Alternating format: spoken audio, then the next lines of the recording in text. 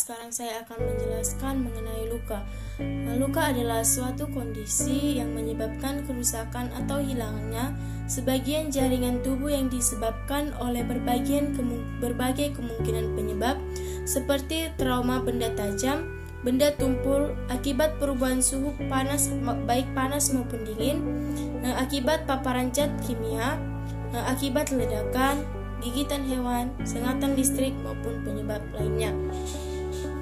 Jenis-jenis luka berdasarkan tingkat kontaminasi, luka dibagi beberapa jenis, yaitu luka bersih atau clean wounds, yaitu luka bedah yang tidak terinfeksi, yang mana luka tersebut tidak terjadi proses peradangan atau inflamasi, dan juga infeksi pada sistem pernapasan, pencernaan, genitalia, dan urinaria tidak terjadi. Kemudian luka bersih terkontaminasi atau clean contaminated wounds, yaitu luka pembedahan di mana saluran respirasi, pencernaan, genitalia atau perkemihan dalam kondisi terkontrol, kontaminasi tidak selalu terjadi.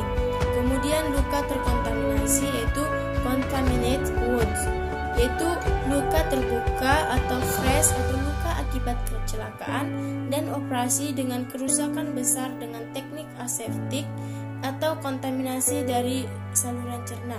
Kemudian luka kotor dan atau infeksi, itu terdapat mikroorganisme pada luka dan tentunya kemungkinan terjadinya infeksi pada luka dan akan semakin besar dan karena adanya mikroorganisme tersebut. Berdasarkan kedalaman dan luasnya, luka dibagi menjadi beberapa jenis, yaitu stadium 1 yaitu luka superficial, yaitu luka yang terjadi pada lapisan epidermis kulit. Stadium 2 yaitu luka partial thickness, yaitu luka yang hilangnya lapisan kulit pada lapisan epidermis dan pada bagian atas dari dermis, yang merupakan luka superficial dan adanya tanda klinis seperti halnya abrasi, blister atau lubangnya yang dangkal. Kemudian luka stadium 3 atau luka full thickness, yaitu hilangnya kulit keseluruhan meliputi kerusakan atau nekrosis jaringan kulit, jaringan subkutan yang dapat meluas sampai bawah tetapi tidak melewati jaringan yang mendasar.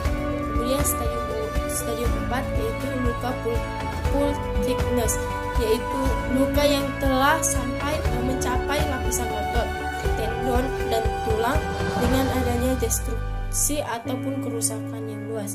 Kemudian berdasarkan waktu penyembuhannya, luka dibagi menjadi dua jenis, yaitu luka akut dan luka kronis. Luka akut yaitu luka dengan masa penyembuhan sesuai konsep penyembuhan yang telah disepakati.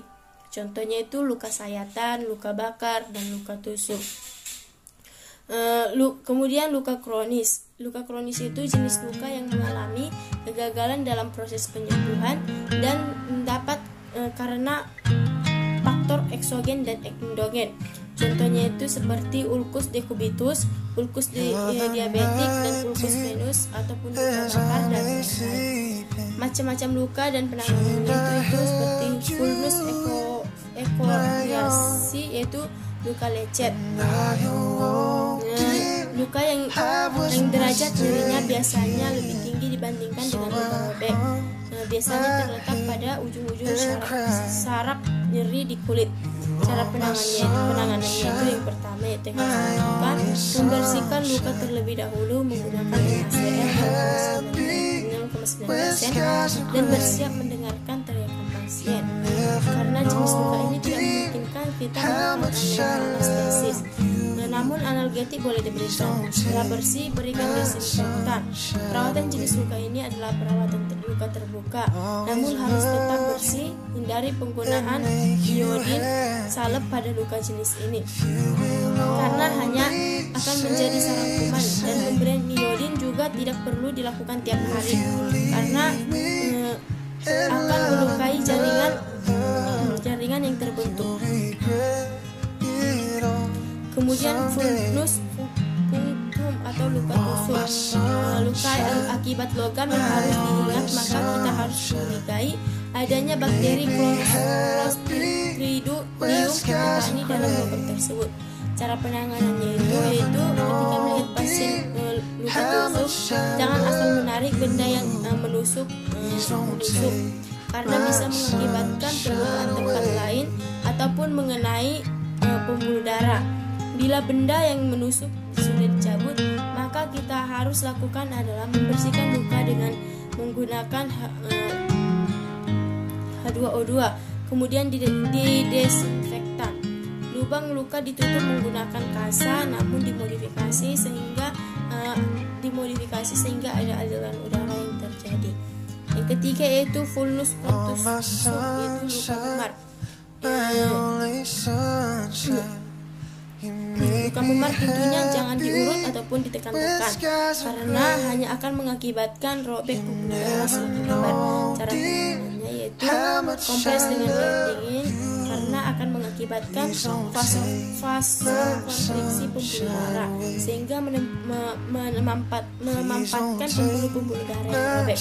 Kemudian vulnus ischium atau luka sayat. Luka yang disebabkan karena sayatan dari benda tajam bisa seperti logam maupun kayu dan lain sebagainya. Jenis luka ini biasanya tipis. Cara penanganannya yaitu membersihkan dan memberikan desinfektan. Kemudian yang kelima yaitu vulnus clavetorum, yaitu luka tembak. Luka yang disebabkan karena peluru tembakan, maka harus segera dikeluarkan peluru dari tembakan tersebut. Cara penanganannya itu jangan langsung mengeluarkan peluru, namun yang harus dilakukan adalah membersihkan luka dengan H2O2 dan berikan desinfektan dan tutup luka. Biarkan luka selama setidaknya seminggu, baru pasien dibawa ke ruang operasi untuk dikeluarkan pelurunya. Diharapkan dalam waktu seminggu posisi peluru sudah mantap dan tak bergeser karena setidaknya sudah terbentuk jaringan di sekitar peluru. Yang keenam yaitu vulnus combustion, yaitu luka bakar. Luka yang disebabkan akibat kontaksi antara kulit dengan zat panas dengan seperti air panas atau air mendidih, api dan lain sebagainya. Cara penanganannya yaitu alirkan di bawah air mengalir, bukan menggunakan odol apalagi minyak tanah. Alirkan di bawah air mengalir untuk perpindahan kalorinya. Bila terbentuk bulah boleh dipecahkan. Perawatan luka jenis ini adalah perawatan luka terbuka dengan tetap menjaga sterilitas, mengingat luka jenis ini mudah terinfeksi dan ingat kebutuhan cairan pasien yang luka bakar. Selanjutnya itu luka gigitan, yaitu disebabkan akibat gigitan binatang seperti serangga, ular dan binatang buas lainnya. Luka gigitan itu harus benar-benar diteliti apakah luka gigitan tersebut berbisa dan yang berbahaya, apakah jenis luka gigitan tersebut itu dari ular yang berbisa dan berbahaya. Cara penanganannya itu mengeluarkan racun yang sempat masuk ke dalam tubuh korban dengan menekan sekitar luka sehingga darah yang sudah tercemar sebagian besar dapat dikeluarkan dari luka tersebut. Tidak dianjurkan menghisap tempat gigitan karena hal ini bisa membahayakan bagi si penghisap gigitan tersebut, apalagi yang memiliki luka waktu kecil di bagian mukosa mulutnya. Kemudian sambil menekan agar racunnya keluar juga dapat bertujuan untuk mencegah, juga dapat dilakukan pembebatan atau diikat bagian pada proksimal dari gigitan. Ini bertujuan untuk mencegah semakin tersebarnya racun ke dalam tubuh yang lain.